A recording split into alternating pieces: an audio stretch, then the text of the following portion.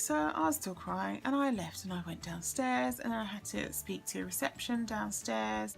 I had to take something into the pharmacy to get a prescription, so I went along to the pharmacy, which was in the same building, and I put my prescription in a little hatch. It had a little hatch there. It said, put the number on your prescription and leave it there. And I thought, well, I'll give it a little while and I'll come back.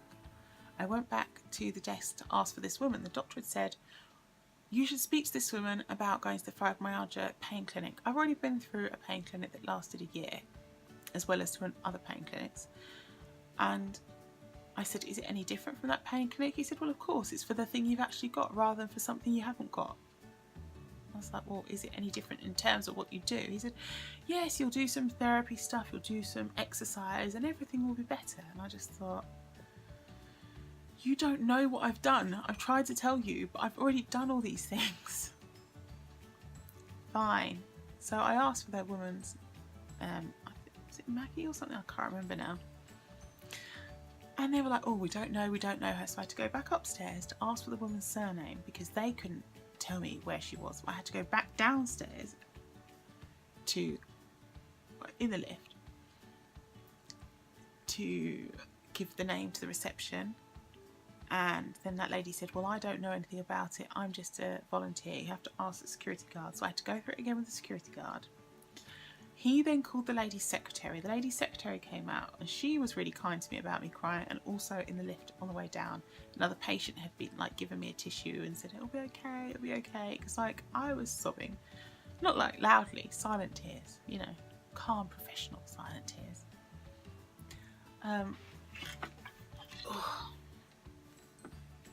So then what happened?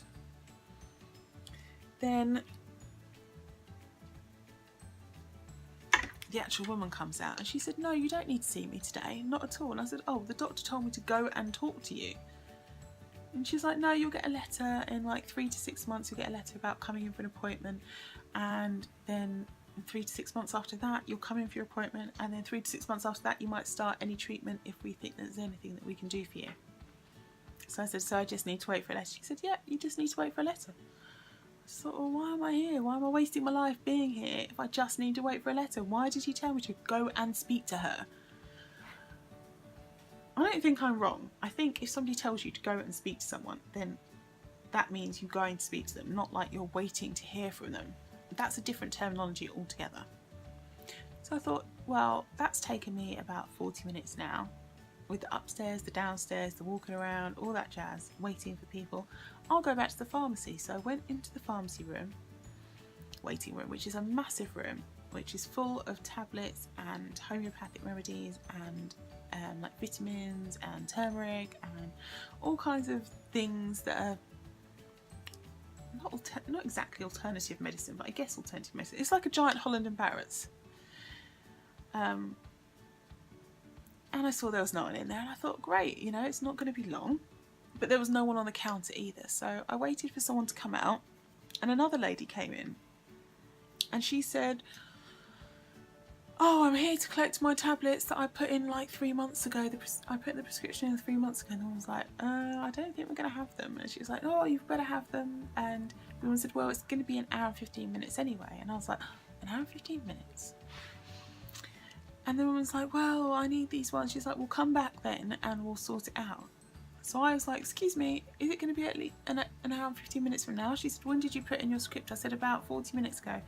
Well, actually, no, because by this time I've been waiting for like 10 minutes, so it was about 50 minutes ago. And she said, yes, it's going to be at least an hour and 15 minutes, an hour and a half. And I was like, thank goodness that other woman came in, because I would have been sat there like a bloody plum for goodness knows how long. Like, why could they not just put up a sign? This is my first gripe. Well, apart from the rest. My first, like, how a hospital could improve. Put up a sign to say how long the waiting time is, current waiting time. Come back in an hour and a half. That way, people don't waste their time. They could go for a coffee, they could do whatever. Like, I had to go and do bloods and have blood tests done, so I would have been waiting there for nothing. I was just like, why? So then I went back to the reception. I said, well, where's the bloods? And then she said, come out of the hospital doors. This is on Great Ormond Street, by the way. Come out the hospital door, turn left, and you will see the next hospital is an outpatients clinic there. I said, is it obvious? She said, yes, it's obvious when you get to the next hospital. So I walked down the road and I get to Great Ormond Street Children's Hospital. And I thought, I don't think this is right. But I went in anyway. And I asked two helper people there. And I was still crying, at this point, still crying, but a little less. I was so slow and wrecked because it was, I don't know, it's probably a 3-minute walk between hospitals for an average person, but it took me like 11, 12 minutes. So I had to keep stopping and resting just because I was already overtired, you know. And the guy's like, oh, because he looked like a trainee. He said to his manager, and his manager's like, oh yeah, take her through there. So he took me through into this other ward, and I don't know if you've ever been to well, most people won't have been, will they? But all like the wards were all named after animals, or the areas were named after animals, and took me to a desk. And the lady was like, spoke to the receptionist. She said, oh, okay, well, I need to see your blood form.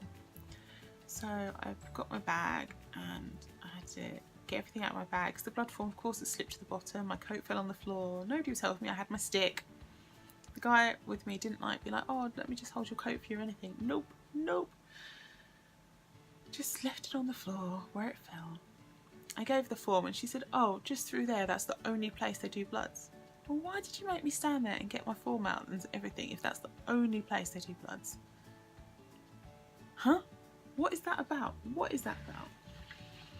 time to move again. I packed my bag back up and I had to pick my coat up, and she was glaring at me because I was taking time to do it because it was hard for me and slow, and then other people waiting. I'm not going to keep saying it was hard and painful and slow, right? You get the message. It was hard, it was painful, I was slow. So I went into this room, and there was it was like a corridor with several doors off it, and in the corner was a little desk which said about blood tests, but there was no one there. The helper guy said, oh no, they are aware you're here, so don't worry. All the seats were taken. Somebody did offer their seat, but I was like, it's alright, I'll stand, because it's sometimes more painful to sit. If I have a leg chair or something, it's better. But I thought, I'll make that phone call, because the doctor had also told me to phone the hospital or walk in and go there at main UCLH hospital. But I was like, how am I heck walking over there? That'd be like a 20-25 minute normal person walk. I should say average person, not normal person, but all normal. So I decided to call them up then. I thought, this is a good time to call them up. And I would stop crying by now. So I was calling them up, and I got through to someone. It took a bit of time, but I did get through to someone, and I explained, and she said, oh no, the doctor hasn't sent through your details yet, so I can't arrange a scan because you're not on the system. I was like, oh okay, when do I need to call back? She said, you don't need to call back anyway, we would send you a letter, you don't need to call us at all, there's no reason for you to be contacting us. I was like, why does this doctor keep telling me to do things that I don't need to be doing? Do you know what I mean? Like, this is just wasting my time and my energy, which I have very, very little of. By this point, some people had gone, and I could have 2 chairs for my leg. So I guess I've been there about 10 minutes. So I sat down and I called my husband, and I was talking to him, you know, a friendly voice just made me burst into tears again, because I was like, I've had such a horrible time, I can't cope. I wish you were here with me, because London is a lot for him. And yeah, it was not, we both had crap days apart from each other. But at least he was able to sleep through a good chunk of it, which is the best way for him to cope sometimes with his illness.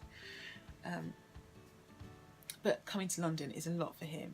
The time of day of going, and underground and escalators and lots of people, it would all just make him really unwell. And plus all the waiting around, waiting really sets him off and sets his symptoms off, and you spend so much time waiting in hospital things that it just wouldn't have been worth it. So he was doing his best to comfort me like the good egg that he is. And time passed, and I was still talking and going on, repeating myself a million times about how sad I was. And I'd been there now about 40 minutes, and I just said to him, oh, it's going to be typical, you know, I'm probably going to end up that I'm in the wrong place. And he was like, no, I'm sure you're not after all this. And a nurse came out, and I said, oh, I've got to go because the nurse is here. And I had my paper ready this time, so I didn't have to dig in my bag and be stressed about it. And there was this other lady sitting next to me with her son, and she said, oh, you here for blood tests? And we both said, yeah. I don't know why I'm still recording and I'm so tired. And she said, oh, you're not meant to be here. I was like, what? She was like, no, there's no need for you to be here. You're meant to be down the road in the other hospital. I was like, are you joking? I was told to come here. She's like, well, no, we don't do your blood tests here. You need to go down there. And when you reach an alleyway that has ambulances in it, you needed to go down there. I was just like, that's it. Bawling my eyes out again. It's like, why? How could this woman have looked at my paperwork and told me to go in that room when I wasn't meant to be there? Why didn't the other woman in the other hospital just tell me the right instructions about how to get there?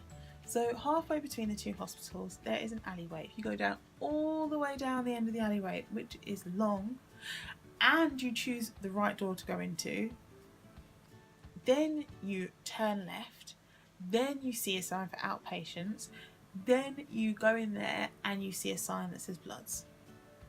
So yeah, a little bit of investigating and a bit of luck later, I see the sign that says bloods. So I walk down to the area where it says bloods.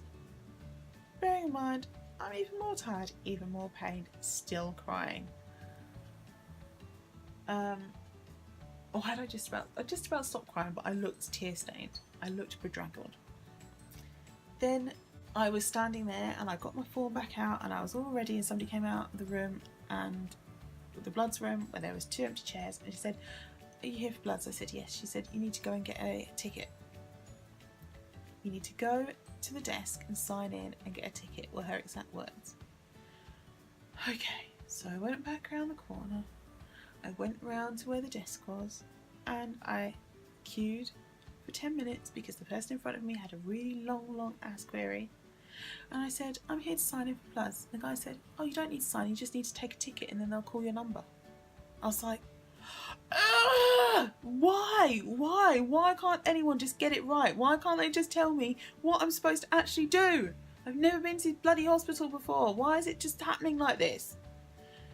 So I took a number and then I leant against the wall because the whole place was really full of people and I was just crying again and I just had enough. Then I heard another chap come up about 10 minutes later, and he said about bloods, and they said, oh yeah, watch the sign, watch the numbers up there. And I said, well, numbers up there? They didn't tell me that. They said you'd call my number. And I realised that round the corner from where I was standing and out of the way of the main waiting room, there was like a little side nugget of waiting room, and the numbers faced in there. It didn't have any signs saying this is where the bloods ticket thing is, or bloods waiting room, or anything like that. But you couldn't see it unless you were standing round the corner because of the way it's angled. Of course my number had already gone. So I went back round, and there had been nobody before me who'd gone to bloods. Well, I didn't see anyone go into that room or into that area. So it's like, I could have just gone straight in, couldn't I? You just literally made me get a number just so I could go straight back in. And I went there and they were like, oh, what's your number? Oh, how come you're out of sync? And I said, oh, well, I missed my number. I didn't see where it was and I didn't know where it was. They're like, okay, we'll still see you.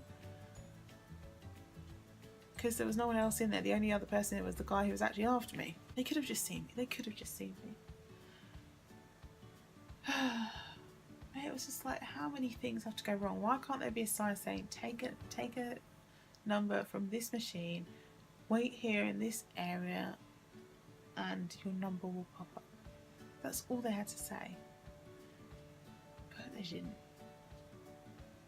So then we cut to the next bit of video, which is me on my way home. So I'm just walking past Queen Anne Park, which is a really beautiful park, and earlier on it was really sunny and it was just look like a really nice day. Just go and sit in the park, look.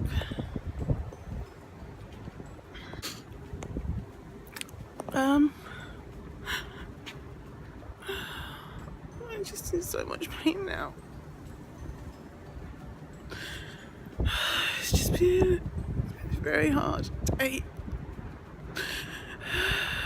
I don't even know why. I try and hope that I'll see a doctor or somebody that is interested in caring, because it doesn't happen and they just make me feel worse. It's so funny that I'm hearing on the radio that they're going to get rid of homeopathic medicine, or talking about it because it's not working, and this is what I'm being prescribed. And the lady at the desk says, yeah, hopefully you should see an improvement, but if you don't, it's okay, because you're on a really strong dose, and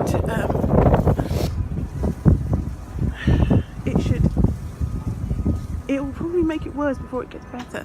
So yeah, you'll probably notice a massive increase of pain, and then just wait until that's calmed down, and then take the next pill the next day. And how long is that supposed to go on for? She's like, well, you know, it all should work. Most people notice some difference. And it's like, I'm asking her all these questions because, of course, the ever so generous, kind doctor couldn't be bothered to explain a single bit about the medication, how it works, how to know if it's working, side effects. He said, rub this cream on areas that hurt. Well, it all fucking hurts. So,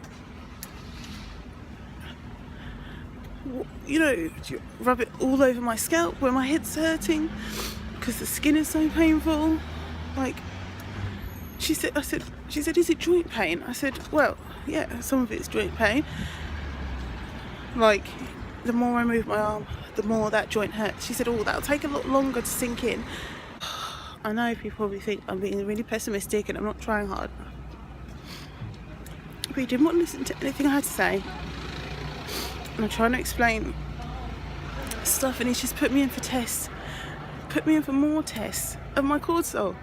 Even though I've just told him I have already been diagnosed with steroid secondary adrenal insufficiency, because my pituitary gland's not working and I'm not producing any ACTH. And I told him this, and I see you put it on the blood test. He said, well, we'll see, won't we?